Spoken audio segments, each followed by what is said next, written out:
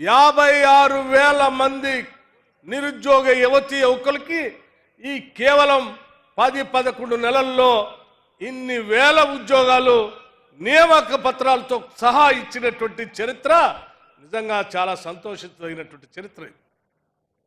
56,000 ఉద్యోగాలంటే ఆషామాషి కాదు. ఈ 56,000 ఉద్యోగాలతో పాటు ఇంకా పబ్లిక్ సర్వీస్ కమిషన్లో కొన్ని పరీక్షల క్యాలెండర్ ద్వారా నడుస్తూనే ఉన్నాయి. అవన్నీ కూడా ప్రతి సంవత్సరం క్యాలెండర్ ప్రకారం నడుచుకుంటూ వస్తూనే ఉంటాయి.